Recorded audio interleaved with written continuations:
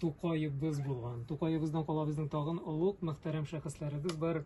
Аңлавымча, безнең Муса Җәлил, аның эзләре саклана име.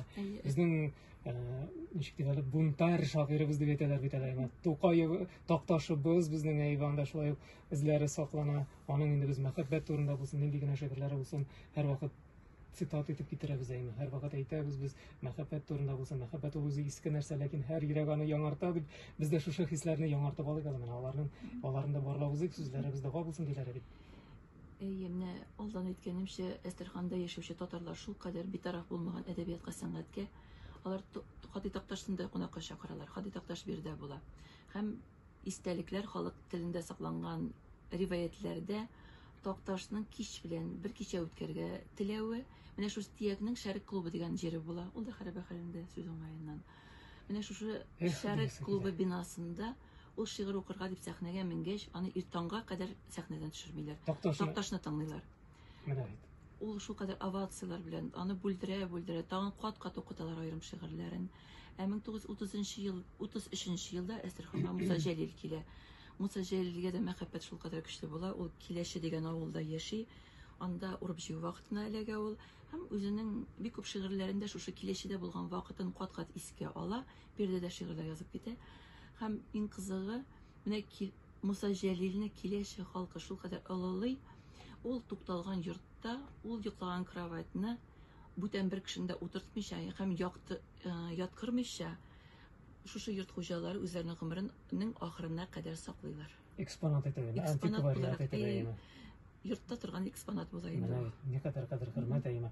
Менә сезнең шушы сүзләрегезне сез безнең Татарстан язучылар берлегенә барып әйтсәгез иде, менә Тукайыбызны шулай төне буе сәхнәдән төшермичә, Такташны сәхнәдән төшермичә, һәм Тукайыбызны шулай дәвалап җибәргәннәре. Алар әлбәттә беләләр инде, ләкин менә үзләре дә барсалар әйме, һәм безнең дә шундый шагыйрьләребез бар бит, аларны да менә шулай төне буе шигырь укытырлык иттереп, һәм шушы хәрәбә хәлендә булган биналарны бәлки төзекләндереп куярлар иде, әгәр безнең шагыйрьләребез анда барасылары булса иде.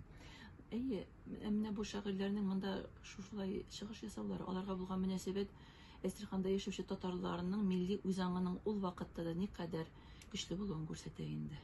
Хәзер менә безнең инде әлбәттә гыйфадәтләребездә, бәйрәмнәребездә, сабан туйларыбызда, хәзер менә бу юнәлештә шушы бәйрәмнәр берләштерәме безнең татарларыбызны, шушы милли үзаңны саклауда булышамы? Әстерхан татарларында да милли йолалар бик күп. Алар безнең белән уртак. Кая гына яшәсә дә татарның бәйрәмнәре бер инде аның. Әстерхан татарлары хәзерге вакытка кадәр Нәүрүзне онытмыйлар. Менә бездә ул кире кайтарыла башлады. Без бит инде беләбез, Октябрь революциясенә кадәр дә, аннан соң да әле Нәүрүз бәйрәмен бездә бик зурлап, бик матур итеп бәйрәм иткәннәр. Нәүрүз вакытында авыллар буенча Нәүрүз әйтүче шәкертләр йөргән. Менә бу әйбер Әстерханда да булган. Әстерхан татарлары да Нәүрүзне бәйрәм иткәннәр, хәзер дә бәйрәм итәләр. Һәм шулай Әстерхан татарларында, менә Сибир татарларында сакланган Амил бәйрәме булган. Бу Нәүрүз белән кушылып киткән бер бәйрәм инде. Аны бер үк бәйрәм дип әйтергә була эмас. Әстерхан татарларында ул бераз алдарак, 1 мартларда ук башланган. Һәм ул күчә барган. Менә безнең җыеннар күчеп барган бит. Бер атнада бер авылда, икенче атнада икенче авылда булган. Амил бәйрәмендә бер көнне бер авылда булган, икенче көнне икенче авылга күчкәннәр алар. Шулай итеп туган тумача бер-берсенә кунакка йөргән. Һәм Амилдә дә, Нәүрүздә дә Нәүрүз әйткәннәр. Аны Әстерхан татарлары бу Нәүрүзләрне бездә Нәүрүз текстлары дип әйтәбез инде. Башкачарак төрекмән теленнән кергән сүз белән Шадиван дип атыйлар. Менә ул текстларны мин сезгә әйтеп күрсәтәм. Әйтегез әле тыңлыйлар. Безнең радиотанучыларыбызда әлбәттә мин хезмәтләнсеннәр.